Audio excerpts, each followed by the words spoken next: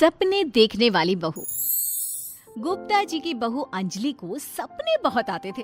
एक दिन सुबह सुबह जब अंजलि सोकर उठी, सासू माँ जानती हैं क्या होने वाला है? अरे क्या हुआ, फिर से कोई नया सपना देख लिया क्या? हाँ सासू माँ, बहुत जोर से बरसात आने वाली है। आज कोई कपड़े मत धोना, सूख नहीं पाएंगे। अरे बहू, बाहर तो इतनी तेज धूप निकली पड़ी है, तुमको कहाँ बारिश नजर आ रही है?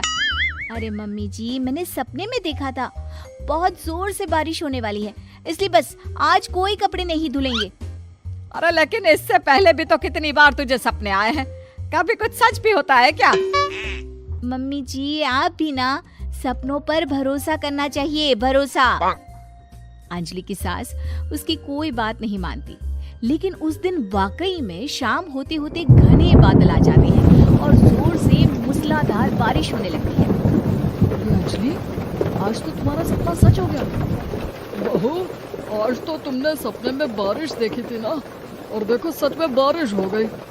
लगता है अगली बार से हमें तुम्हारी बात माननी पड़ेगी। पापा जी, मैं तो हर बार ही मम्मी जी से कहती हूँ, मेरे सपने सच हो जाते हैं, बस भरोसा रखिए।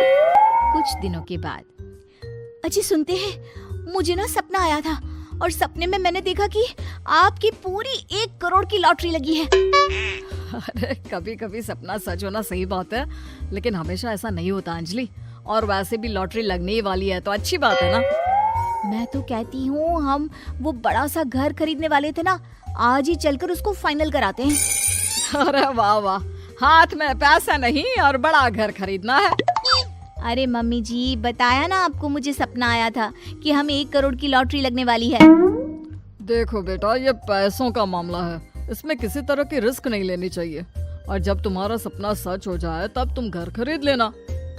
मम्मी पापा ठीक है अंजलि, अभी इतनी जल्दबाजी करने की क्या जरूरत है? मैं कुछ नहीं जानती, मुझे वो घर चाहिए तो चाहिए। और आपको प्रॉब्लम क्या है? कुछ दिनों में तो पैसे आने ही वाले हैं लॉटरी से। हाँ तो जब पैसे आ जाएंगे तब खरीद लेंगे ना। पर हमारी अंजलि खाना पीना छोड़कर जिद पकड़कर बैठ जाती है।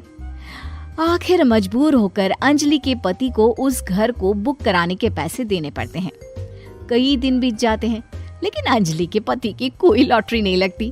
कुछ दिनों के बाद, तुम्हारे सपने के चक्कर में तो सब खराब हो गया अंजलि।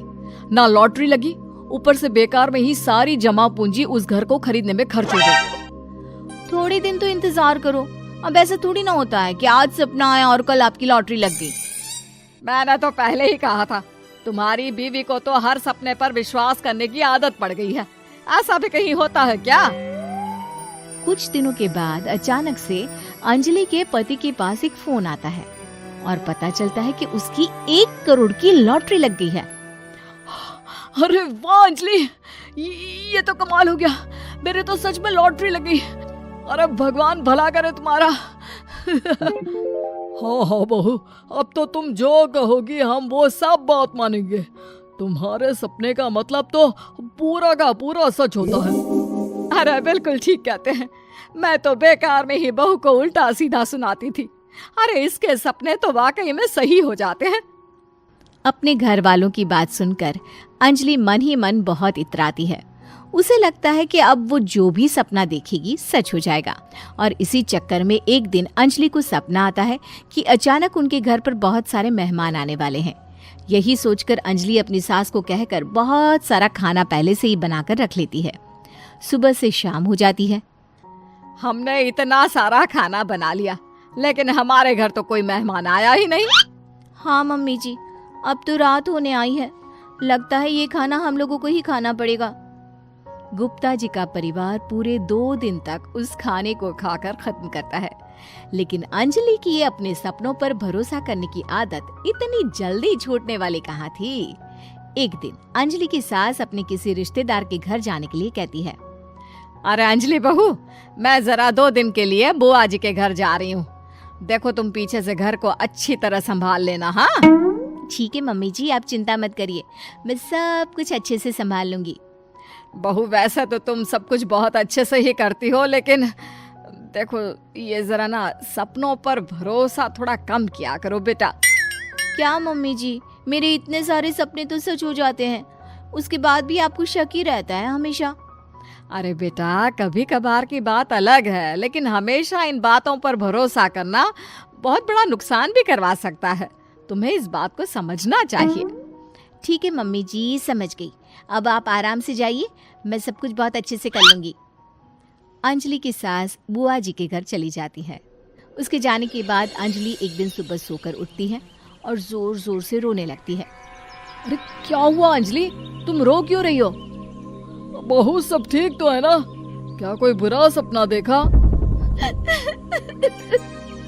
अरे पापा जी क्या बताओ, मम्मी जी नहीं रही, वो हम सबको छोड़कर चली गई।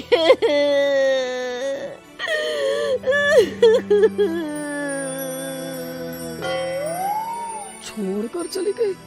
अरे क्या मतलब है? वो तो अपनी बुआ जी के घर गई है ना? पापा जी, सासू माँ बुआ जी के घर नहीं, भगवान जी के घर गई है। अरे अंजलि, सुबह सुबह कैसी बात कर रही हो? बुआ के घर गई है, कुछ नहीं हुआ है उनको। मैंने सपने में देखा था, मम्मी जी भगवान को प्यारी हो गई है। अंजलि का पति उसे समझाने की कोशिश करता है, लेकिन अंजलि के बार बार कहने पर वो भी इस बात पर भरोसा कर लेता है कि अब उसकी माँ दुनिया में नहीं रही। सारे गांव में ये खबर फैल जाती है कि अंजलि की सास की मौत हो गई। भगवान, अब हम क्या करेंगे? तुम्हारे सर से माँ का साया उठ गया। मैं तो कहती हूँ पापा जी, इनको बुआ जी के घर जाकर मम्मी जी की डेड बॉडी को ले आना चाहिए, तब तक हम उनकी अंतिम यात्रा की तैयारी करते हैं। अंजलि का पति अंजलि की बात सुनकर बुआ जी के घर के लिए रवाना हो जाता है। उधर अंजलि अपनी सास के अंतिम संस्कार की सारी तैयारियां कर लेती है। मोहल्ले के सारे लोग वहां पर आकर इकट्ठा हो जाते हैं। बहुत बुरा हुआ, मेरी सास मुझे बहुत प्यार करती थी, बुआ जी के घर गई थी। अरे हमको क्या पता था कि भगवान जी के घर जा रही है। अंजलि ने अपनी सास की तस्वीर पर हार पहनाकर घर के बीचों बीच रख दिया। सब लोग आकर गुप्ता परिवार को सांत्वना दे रहे थे। थोड़ी देर बाद अंजलि का पति घर आता है और साथ में अपनी माँ को भी ले आता है। अरे बहू, मेरी तस्वीर पर हार क्यों चढ़ा रखा है? सब लोग अंजलि की सास को देखकर डर जाते हैं। अरे आप लोगों को डरने की कोई जरूरत नहीं है, मेरी माँ जिंदा है। ये तो मेरी बीवी के सपने के चक्कर में हम लोगों ने अपनी माँ को मरा हुआ समझ लिया। बहू, सपने देखना ठीक है, पर अपनी जिंदा सास का अंतिम संस्कार करना बहुत बड़ी गलती। उसके बाद अंजलि की अपने सपनों पर आंख मूंद कर भरोसा करने की आदत हमेशा के लिए सुधर जाती है।